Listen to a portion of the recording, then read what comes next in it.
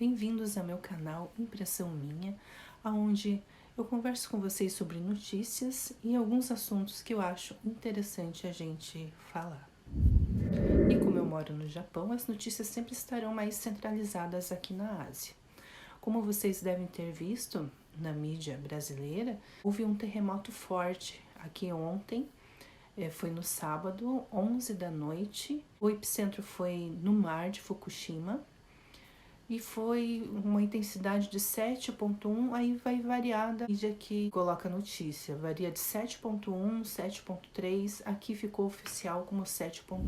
As áreas mais atingidas foram 4 regiões ali que permeiam Tóquio, bem naquela área de Fukushima, e cientistas têm dito na mídia japonesa que este terremoto que foi forte, ele foi uma réplica do terremoto de 11 de março. Aquele forte terremoto que foi seguido de tsunami em 2011. Dessa vez não foi emitido alerta de tsunami, não teve, mas o abalo foi forte. Diz que certas regiões as pessoas sentiram até 30 segundos de abalo. E foi forte, quebrou vidros, derrubou várias coisas, residências, lojas, estradas foram atingidas. E como aqui essas regiões estão em estado de alerta por causa da pandemia, ainda tem mais essa, tem a pandemia, então muita gente estava em casa. E teve regiões que teve corte de energia, corte de água, e mesmo na escuridão as pessoas foram na correria em lojas de conveniência que ainda estavam abertas para comprar, né, água ou suprimentos que elas estavam com receio que faltasse. Até mesmo nas redes sociais, as pessoas postaram bastante fotos e vídeos, ao vivo até, de como foi o terremoto nas suas residências, na sua região. E hoje de manhã já a mídia deu total cobertura sobre como ficou cada cidade, cada região, como foi atingida e o que o governo já está trabalhando para arrumar tudo, né? Teve estradas que foram bloqueadas, teve muito estrago, né? Em casas, em carros, pessoas estavam dirigindo e caiu pedras da montanha, pedras enormes nas montanhas, atingiu carros.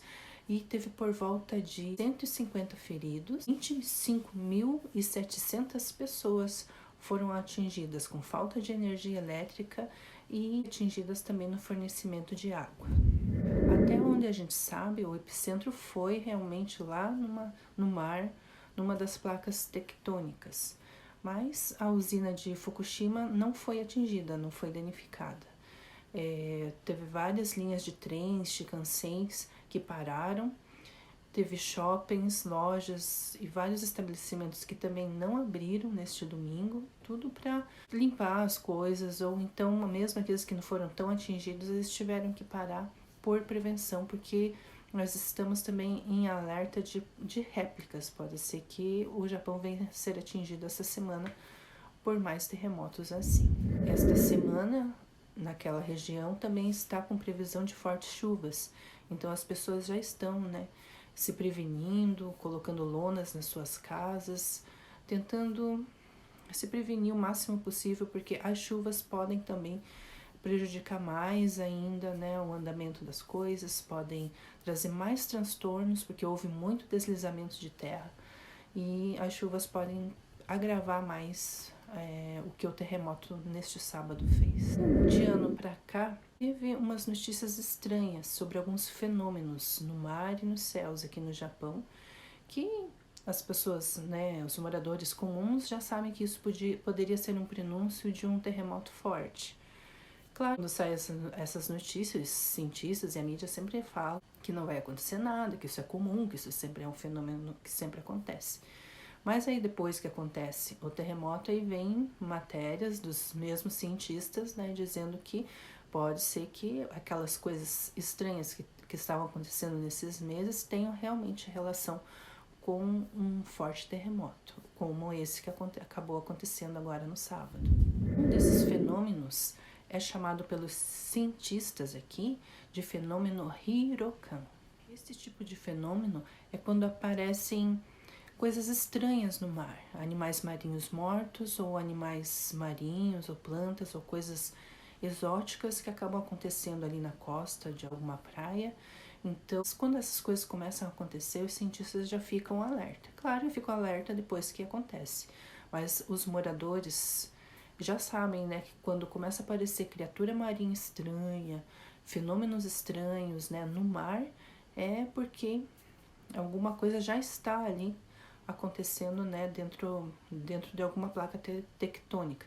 Também houve registro de coisas estranhas no céu, sempre há, né, incluindo algo que eu nunca tinha visto, que é um arco-íris invertido, que diz que teve um terremoto, não sei se foi em 2016 ou por volta lá de 2011, que teve também esse arco-íris invertido, e quando aparece também algo esquisito, que o céu fica estranho, é que também as pessoas já ficam alertas que pode acontecer um grande terremoto. Recentemente, 11 de novembro, né, de 2020, apareceu na costa da praia de Chiba um monte de moluscos, daqueles que são grudados na pedra, mas apareceu solto na areia.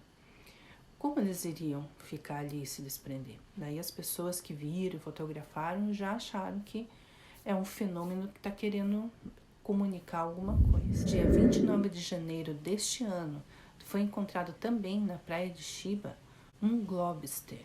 Globster é um nome que dão aqui a uma criatura, um cadáver, né, de alguma criatura não identificada. Inclusive tem até uma história curiosa, né, de um tiozinho, fizeram matéria com ele na TV japonesa, que ele encontrou um tal de globster aí, que ele achou que era um ET morto. Ele viu a criatura lá estirada na praia, achou que era uma pessoa, foi lá ver para tentar socorrer, aí disse que estava ele e os amigos tentaram cutucar para ver se estava vivo, viu que estava morto, e quando mexeu para tentar levantar, disse que parecia uma consistência de água viva, foi se derretendo. Então ele achou, se for um ET, ele não é um ser evoluído, então eles deixaram para lá. Então tem até esses já digo, esses folclores, essas histórias que acontecem nesse meio.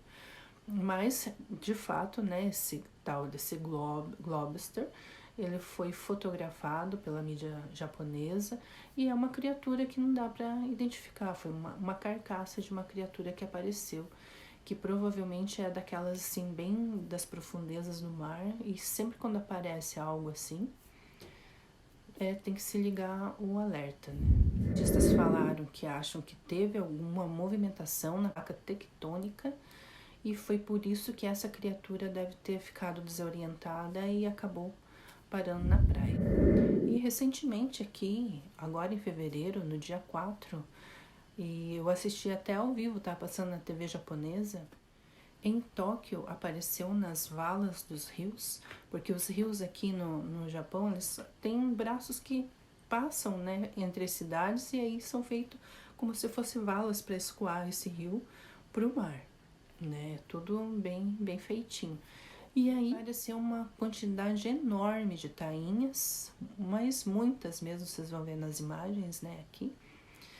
E foi indo assim, saindo, elas são do mar, né, da água salgada, e elas adentraram para as águas doces do rio, e é onde as pessoas ficaram ali, né, dentro da cidade, vendo esse fenômeno assim.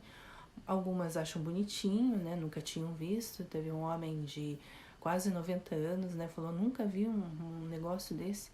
E tem outras que viam e elas já imediatamente se sentiam mal de ver, né, tanto peixe se debatendo ali, indo, tipo, saindo do mar, a imensidão do mar, e indo, querendo entrar no rio, né, que é de uma outra composição. Então tem pessoas que já ficaram alertas, né, viram que realmente isso era um fenômeno, e um fenômeno que poderia trazer algo aí como um terremoto forte, né? E foi o que realmente aconteceu. E desde junho do ano passado, em algumas cidades tem acontecido assim de aparecer um forte odor. Inclusive até a gente viu relatos de muitos brasileiros reclamando, né, que estão um fedor, algo assim, como se fosse algo podre do mar. E foram achados mariscos soltos também. Então, não se sabe se é isso que estava causando esse odor forte, mas teve lugares que eram cidades inteiras, né? Até aqui mesmo na nossa cidade a gente estava sentindo um odor e o Japão não é assim, um odor ruim, mas a gente achou que era esgoto, porque aqui tem a parte fluvial, ela é um pouco aberta, né? Ela tem um sistema de esgoto diferente do esgoto do Brasil, então a gente ficou meio sem saber, né, o porquê que isso estava acontecendo.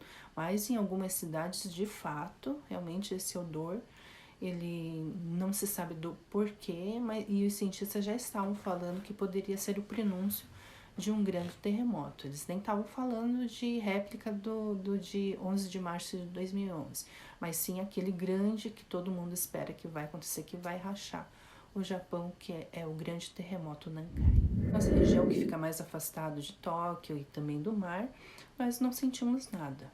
Algumas pessoas que sentiram tremor, principalmente aquelas que moram em apartamento, né? Mas como eu moro em casa, eu não senti nada, né? Meu marido também não sentiu, todo mundo aqui está bem. Não houve nenhum relato de incidente, nem de acidentes que pudesse ter acontecido quando ocorreu esse tremor, que foi no Japão todo, mas nós não sentimos e aqui está tudo bem, graças a Deus. O que eu acho de diferente é que dá uma impressão que agora, esse mês de fevereiro, o clima está um pouco mais quente. Então, sempre quando tem essa transição, né, do inverno para a primavera, quando vem o inverno, a água que está na terra, ela congela. Aí quando vai passando do inverno para a primavera, a água descongela. É onde a terra ela se acomoda, porque a água ou vira líquida ou evapora, e a terra vai acomodando com aquele vazio que a água derretida ou evaporada vai deixando. Então ela vai mexendo para se acomodar. A gente sabe que esses meses são assim. Só que dessa vez o terremoto foi lá no epicentro de uma placa tectônica. Então isso pode ir pro lado de Fukushima, né? Então, e lá ainda tá a usina funcionando. Então, isso é que traz um pouco mais de preocupação, fora que o mundo está em pandemia. Então, precisa tomar todos os cuidados. O Japão é muito burocrático na questão de saúde, na questão de logística. Então, vamos por partes. Até estava conversando com as minhas amigas, né? Dizer, vamos por partes, vamos resolver a pandemia primeiro para depois, né, pensar em outros problemas.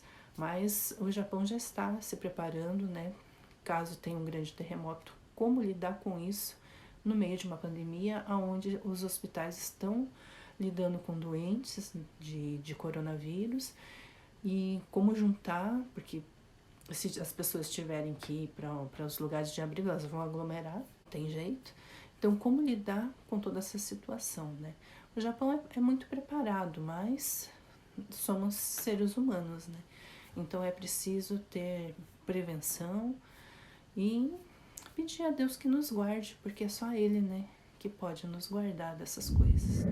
Então, é isso, gente. Conosco, né, graças a Deus está tudo bem. Não houve réplicas em seguida, né, depois desse tremor. O governo pediu para que a gente estivesse em alerta para possíveis réplicas na semana e nas regiões que estão com uma previsão de chuva forte, que é para as pessoas também se prevenirem, né? Qualquer outra novidade eu trago aqui para você, né, sobre vacinação, sobre epidemia, pandemia e outros assuntos que também ainda quero abordar, mas isso foi o que aconteceu ontem, por isso eu queria já estar passando para vocês, tá bom?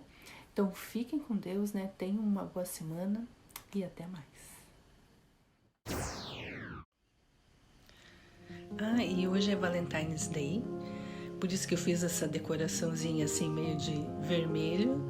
Vocês podem estar se perguntando, por que esse coração, né? Essa decoração cheia de coração, para falar de terremoto forte, né, no Japão. Mas é porque hoje é dia dos namorados no Japão. E aqui é peculiar porque é celebrado o Dia dos Namorados 2 vezes. Hoje, no dia 14 de fevereiro, é quando as meninas dão os presentes para os meninos.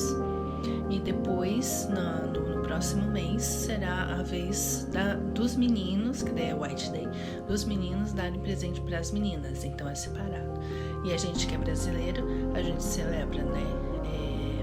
Agora, no Valentine's Day, no White Day e em junho também no Dia dos Namorados. Então a gente celebra 3 vezes no ano. Então, só para explicar o porquê, né? Essa decoração vermelha não é o alerta vermelho, mas sim porque é Dia dos Namorados.